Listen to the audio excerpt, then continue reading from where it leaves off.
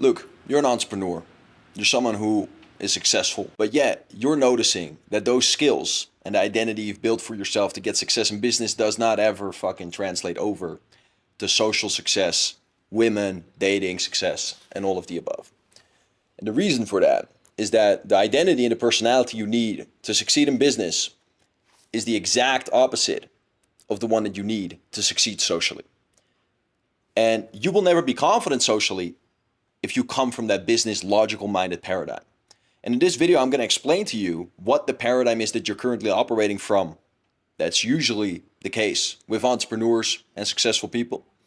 And what paradigm you need to shift into, what mindset shift you need to create to make socializing, to make being confident, and to make dating, etc. effortless. Okay?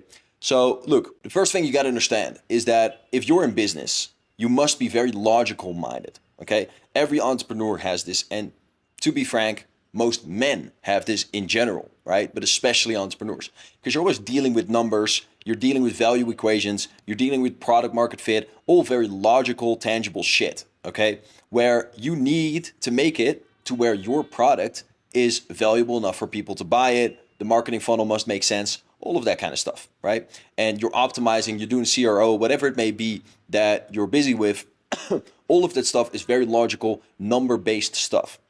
But you got to understand that social situations are the exact opposite.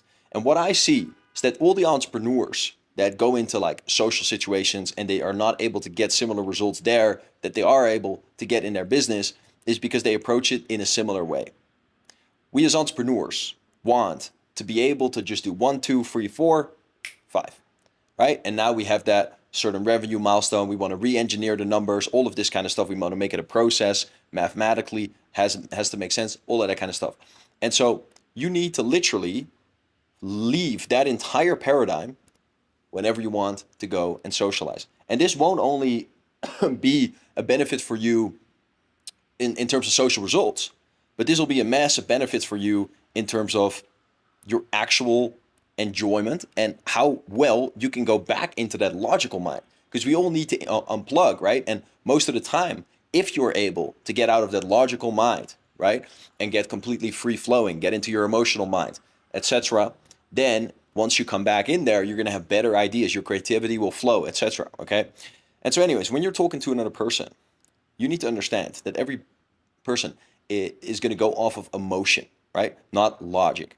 So if you want to shift from that logic-based paradigm where you're thinking in numbers, you're thinking in terms of what makes sense, what do I say, this and that, into an emotional-based paradigm where nothing even has to make sense.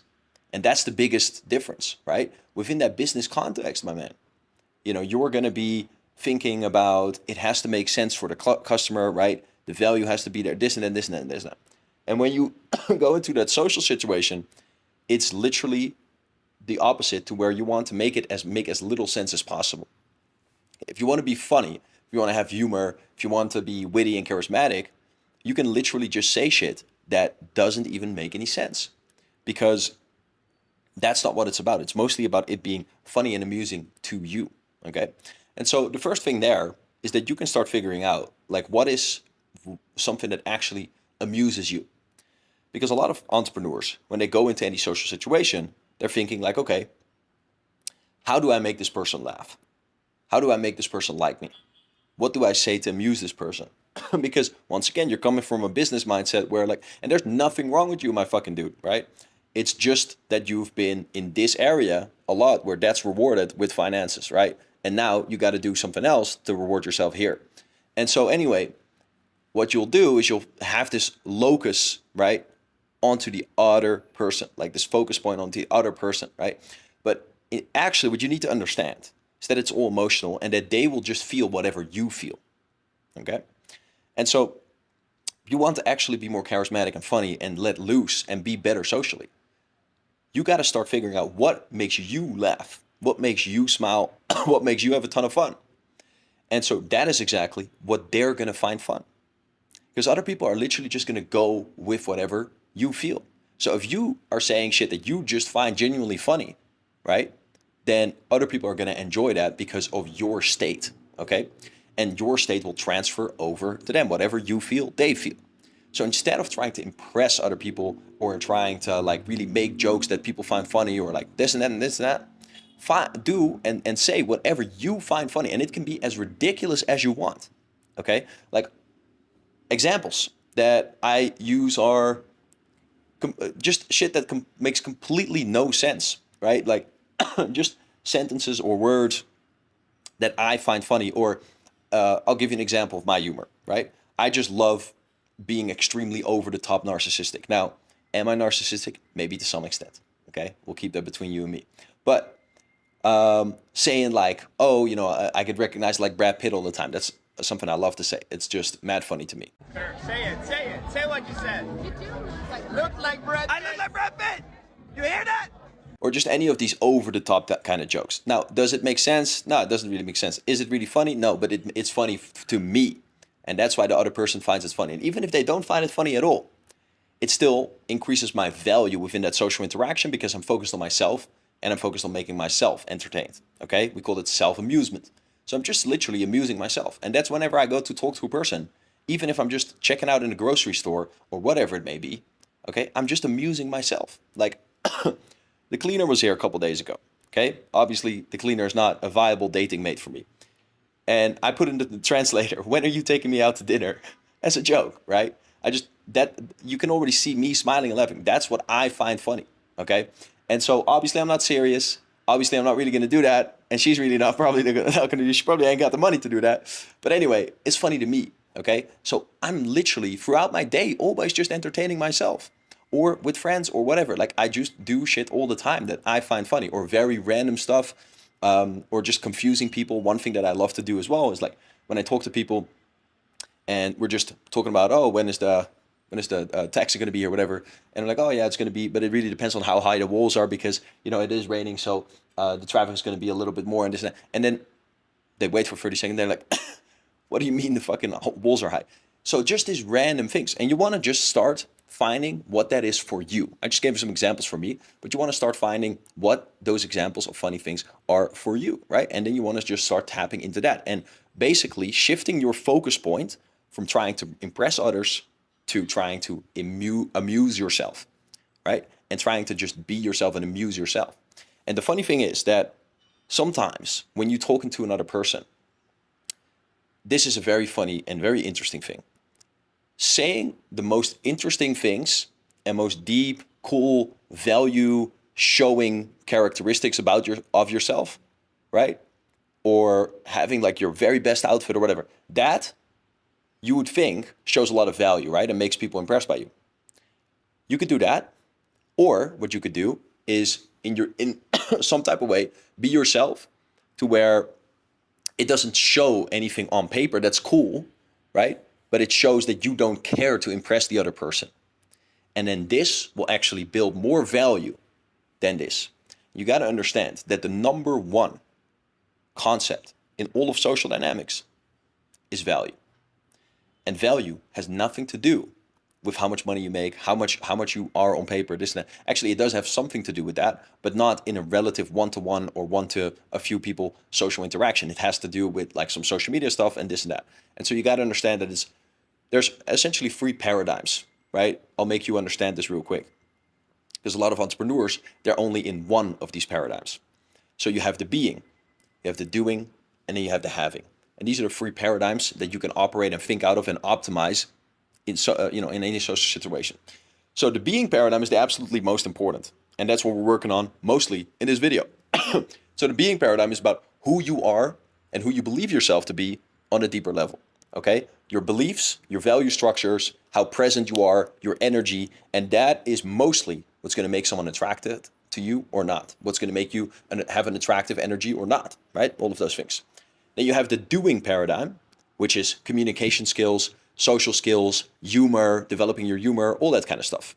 But what I'll tell you is once you're able to tap into confidence, the being part, largely, the biggest thing about the being part is confidence, okay? And confidence and self-assuredness and emotional centeredness, right? That nothing can sway you, that you have a strong frame of reality, right? That is the being part.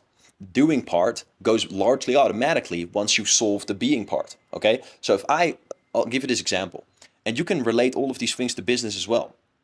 if I can make you believe that, for example, people find you funny, or people chase you generally, or women love you, whatever it may be, right? Or women chase you.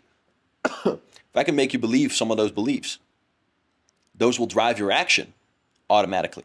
So automatically your sub-communication is going to be on point. Automatically your energy is going to be on point.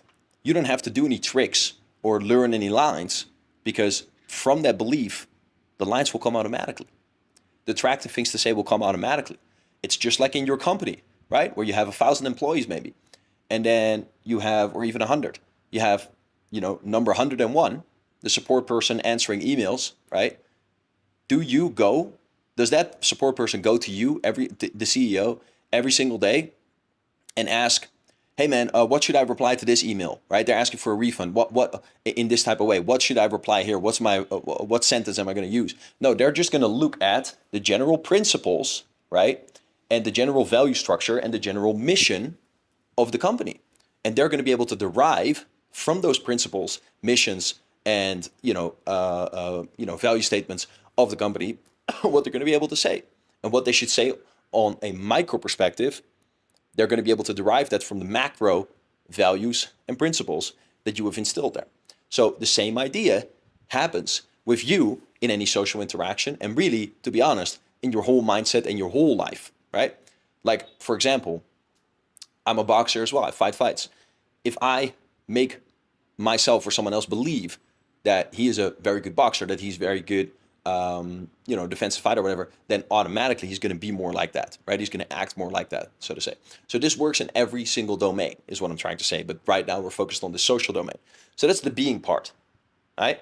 And by the way, if you want to shift who you are on a deep identity level to optimize that for the goals that you have in your life and social life right now, then go to the link in the description, because there's a free little video that you can check out about how I can help you literally change those beliefs into the ones that are workable for social results. And to be fair, not just social, but any results in your life, using hypnosis and just belief repatterning and my identity protocol.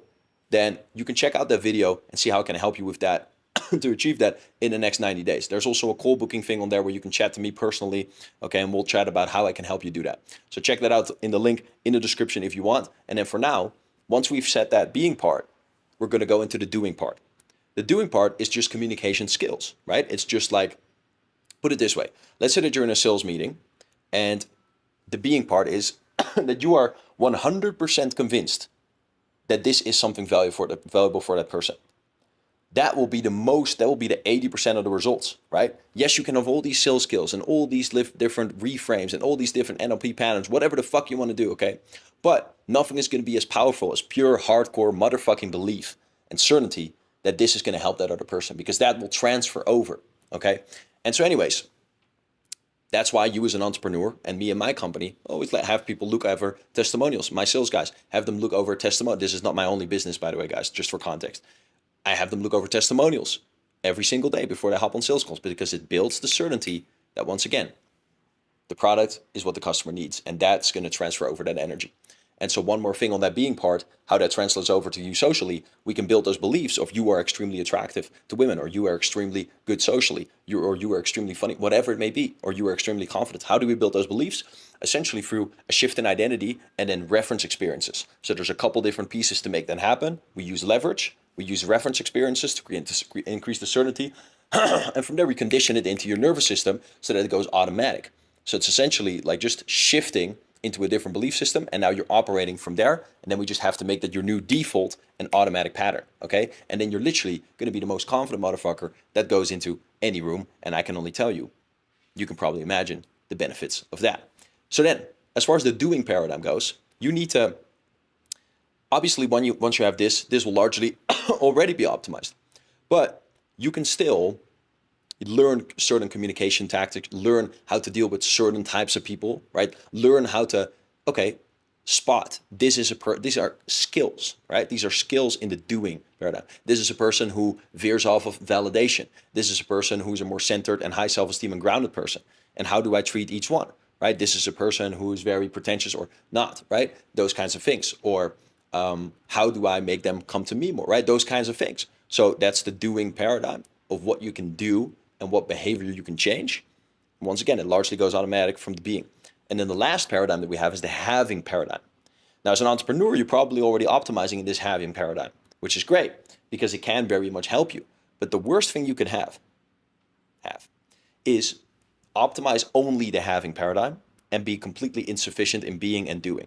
Okay? So if you don't believe that you are worthy of, this type of partner, these types of friends, or whatever it may be, that you're this good socially, then you can have all of the accolades, but then it's just going to be that much more painful because you have everything on paper and still you are not able to communicate your value in a genuine way that actually is received well to the world, to any public speaking scenarios, right? To a job promotion or like to a business partnership, whatever it may be, in a negotiation or in your dating life. And so the having paradigm is just what external value can you build up? And you always need to be building your value. So there's a lot of people online that I personally have a great disdain for because they teach and they talk about this in terms of one or the other. They talk about, it's just about mindset, or it's just about skills, or it's just about having good looks and having a great social media and being famous. I can tell you, motherfucker, that there's plenty of famous people, hella famous people, rich, famous, successful, high status, that get absolutely swept the floor with, right? In social situations, in dating scenarios, whatever it may be. Okay? So those are the three things. And you want to have a holistic view. Because put it this way, if you are already 9 out of 10 in terms of being, right? In terms of social confidence, that kind of stuff. If you're already an 8 out of 10 in terms of this, then the needle mover is going to be the having and optimizing your external life so that you have more lead flow into these parts, right? And then if you already have this, we need to optimize this. If you already have this, we need to optimize this, right? And then that's how I'm able to get that crazy results with these clients that I have and these entrepreneurs. And the reason I do this, to be honest with you, this is not my only company. If you have no idea who I am, then you could Google me. I have many different businesses and I've made many different millions. But this is just something that I know I am the best at in the fucking world. Making other guys successful socially, confident, and shifting their mindset to a place it needs to be to get the results that they actually want. Okay? And so that's the biggest reason that I do this. And I learn a lot from speaking into these videos myself because it ingrains everything in me. So those are the different paradigms. Okay? And so what you'll often see, as I said earlier in this video, is that the entrepreneur type will really optimize the having part. Okay? So they'll have money, maybe they'll even have a good social media, they'll have style, they'll have expensive clothes, they'll have an RM on the wrist, they'll have a Patek on the wrist, whatever it may be, right? But that doesn't actually translate into getting the internal confidence they thought it would. And so the best analogy that I can give you for this is the fact that, and I'm not concerned with happiness, but it is a good example for this, where those entrepreneurs that are saying, I'll be happy when I get my 10 million, right? I'll be happy when I get my RM. I'll be happy when I get my Lamborghini, whatever it may be, right? And then they get it, and then they're happy for a week, and then it goes away, right? And that's because you're basing your emotions externally, okay? Put it this way, you're basing them fully externally. And that's ego happiness, right? And there's nothing necessarily wrong with that, but you just got to know what it is and know what to use it, when to use it, and what to use it for, and especially what not to use it for. And so the same thing applies to confidence. If you are thinking and having in your mind, like, I want to get all of these things, and then I'll feel confident, then I'll feel fucking worthy of this and this group, of this and this woman, of this and this level of confidence, and I'll start portraying myself as that. That's essentially the mindset of going for these external things to get this internal fulfillment, confidence, whatever, right? That never works. Or put it this way, only works short term. And another example of when it doesn't work is that if you have all of this, and then you go out into a social scenario and someone just tests you, someone says, for example, oh man, you're such a hard worker, man. Like, you're kind of like that type that just wants all A's, right? Kind of a little bit nerdy or something like that. And now your full paradigm, your full reality is just shattered because it wasn't on steady legs, right? And so someone just can enforce their reality, even though this is just some chump, right? Some dude who doesn't have anything going for him, just because he put and introduced a different frame into the conversation. Now, you literally don't have anything to stand on anymore because all that value that you have built here just became irrelevant because his map of the world, his reality, because he was more certain in that instance, right, overtook the social conversation. And now something else has value within that context.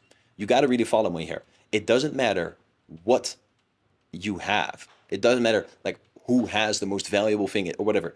It only matters who has the strongest reality, right? In social scenarios, in negotiations, whatever, it just only matters who believes it with the most certainty, because that frame, that belief system will get pushed through and enforced onto the other people in the social context. So if you're in a negotiation even, right, and you're stalking there, you're speaking about a deal with people and you think this is a very good price for what I'm actually offering. And this person thinks this is a very high price for what he's offering. The certainty, the amount of certainty that either one of you have, right? If yours is higher, your belief system will override theirs and they'll start operating out of your belief system and you'll close that motherfucking deal. But if it's the other way around, you're now going to justify the price, you're now going to justify your product, whatever, right? And it's not going to actually work. And so that is why an understanding of human psychology is a deep understanding of human psychology is vital in any area that you want to master, but especially in social ones.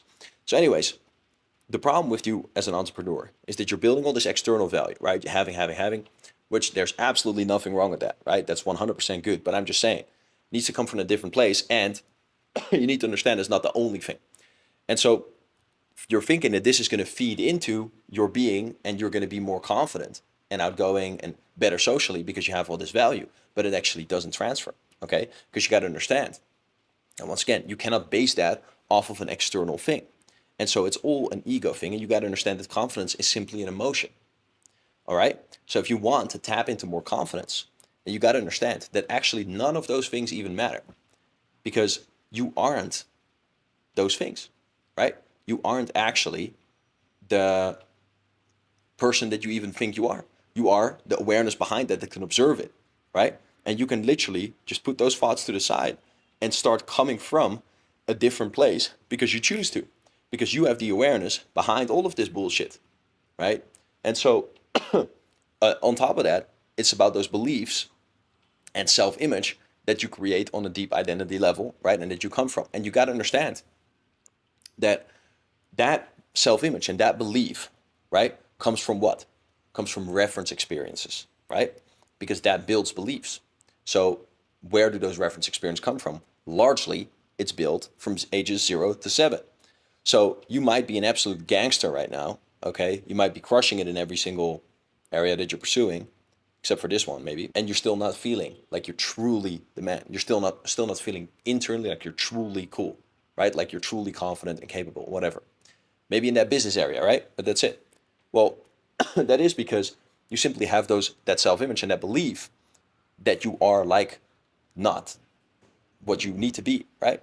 Because that is coming from those early ages. So we need to change those beliefs. And if we do that, only then will you actually come across differently to people and you'll have a different expectation. Because you got to understand that anytime that you walk into any social scenario, you have an expectation of what will happen subconsciously. And you are, once again, not aware of this. That's why I say subconscious. It's okay. And so the expectation that most people have is that they need to prove themselves, right? That they need to compensate, right? That they are that they're not going to be chased, that people are not going to like them, that people are maybe going to be attacking them, whatever it may be. Those are all subconscious expectations. And so if you walk into that scenario with those kinds of expectations, that's exactly what you're going to manifest. There was even a scientific study where they told teachers that some students were very highly capable, and now these teachers had that expectation of those students, and they didn't tell the students anything, and somehow those students all ended up being the best students, right? And they did this many times over. And why? Because expectations create reality. Because of the micro communications, right? The micro subtle communications that you cannot fake, only if you're coming from a different expectation, and that creates what the other person thinks that is normal and thinks that they need to do, right? And that then creates the result. And so where do you want to basically intervene within this loop? Because you can either change your actions or you can try to change those results. But the best way to change those is to actually start with your internal belief system before you even enter the situation. I call this your mental stance. And the reason I call this your mental stance is because I want you to really understand that this is very simple. This is not really complicated because we all have a physical stance. Now, as I said, I'm a boxer, right? So let's say that I go into the boxing class like this. My coach would probably tell me, what the fuck are you doing, you fucking idiot? Put your hands down in a proper stance, right? Whichever one works for you. And let's say that I keep doing this a couple times. He keeps telling me a couple times. I bring it right back, right? And now I'm in this stance again.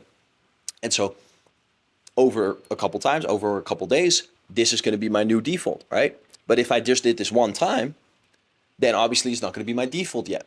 And so if I'm going in sparring or a heated situation where I can't think of everything consciously, I go back to my subconscious program, which is this, right? Because this is my habit.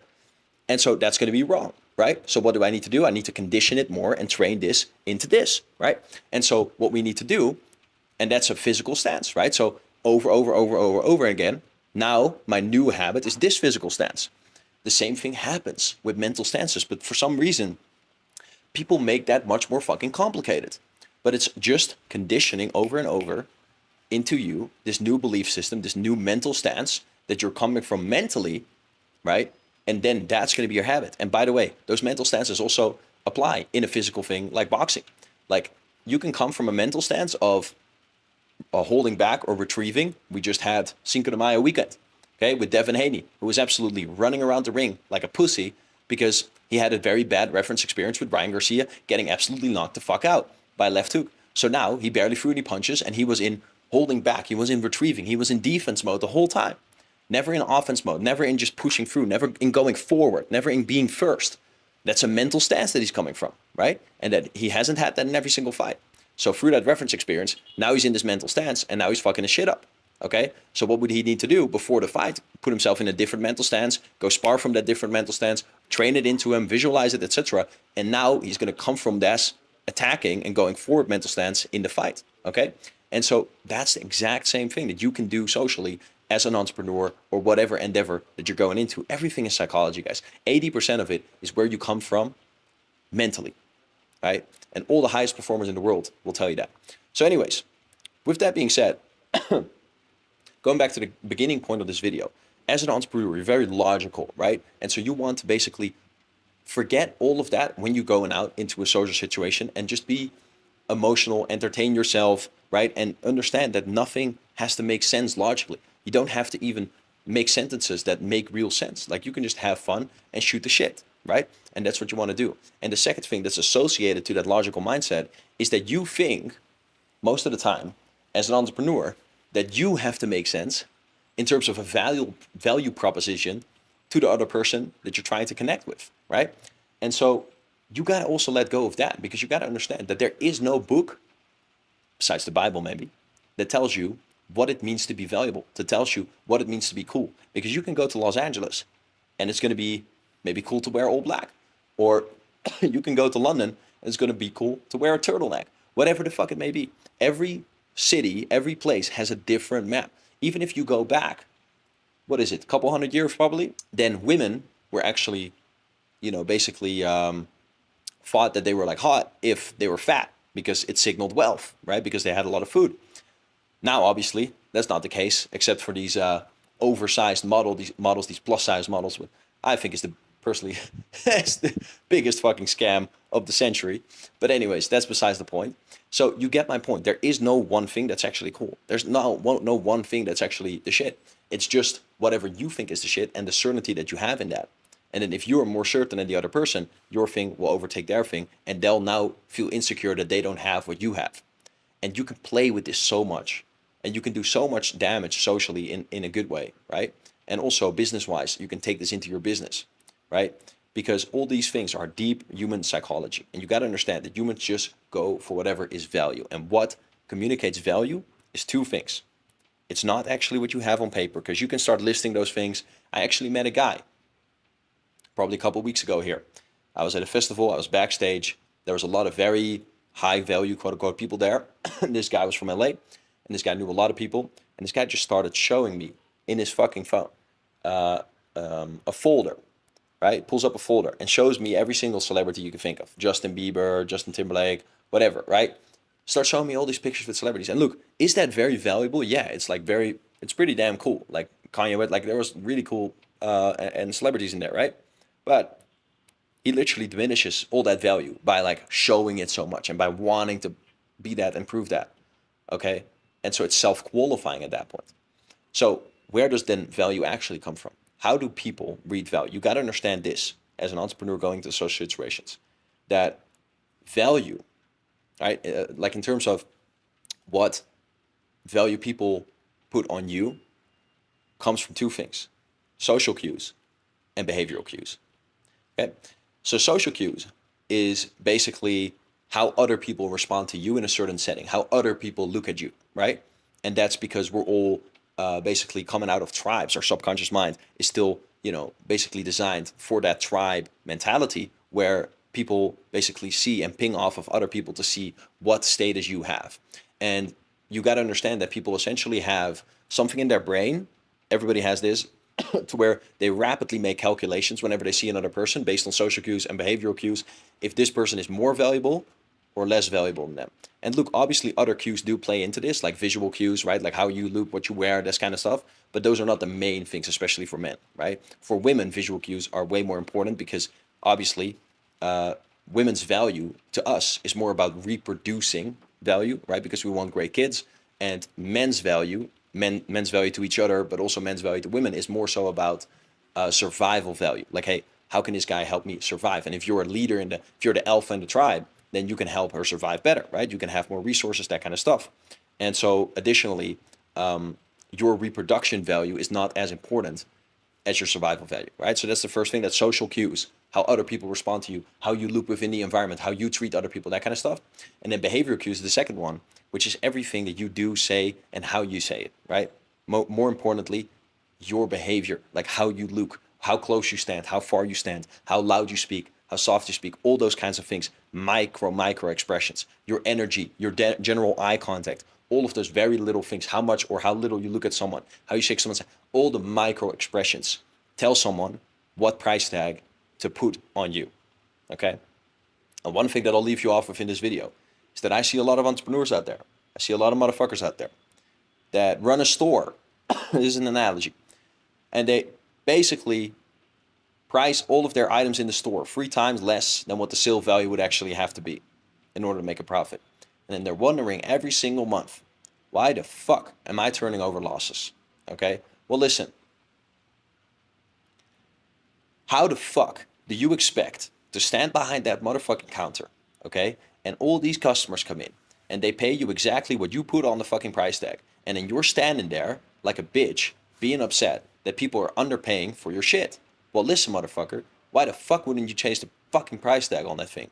And if you wouldn't mind my cursing here, but it just gets me riled up to see guys so frustrated with their social life, with their relationships. Because honestly, bro, you can have all the success in the world. If you ain't got nobody to share it with, if your wife doesn't fucking respect you, and I've seen this, guys. I was like, not too long ago, okay, I can't say too many specifics, but in a mansion of a friend of mine who does probably multi 8 figures a month, okay, just like crazy amounts. And wife didn't even respect him, didn't even wear the pants at home. I can tell you for a fucking fact, you're going to be depressed, okay? You're not going to like that one. That's going to be literally, if you don't have that social, right, power, then nothing else is going to really work for you. So anyways, that's why I'm passionate about this stuff and helping you guys with it. And the point that I was going to make is you need to change the price tag that's on your forehead, because you got to understand that there is an actual price tag on your forehead, even if you're not aware of it. And for most of you guys watching this, that is grossly undervalued. And so how is that price tag communicated to other people? It's not actually on your forehead visually, but it's through your micro expressions. It's through your sub-communication, which you cannot fake. But if you want to change that, you need to change your deep identity level beliefs that guide all of your behavior, your self-image, your self-value, and those things. And if you want help doing that, once again, check the link in the description. Free little video that shows you the 3 things that master your social life, master your confidence. And honestly, guys, I speak here about social because I'm just trying to keep it context specific. But this goes for everything in your life. I've used all the same principles to grow my business, grow my money mindset, right? Grow my boxing skills, grow my capabilities there, grow my confrontational adaptability, all of that kind of stuff. So click the link in the description for that if you want more on that. And that's what I want to leave you off with. Change the price tag on your head, because if you don't, stop being surprised that people are not basically paying you what you're worth and you don't have any relationships on your terms. I'll see you in the next one. And as always, go crush it.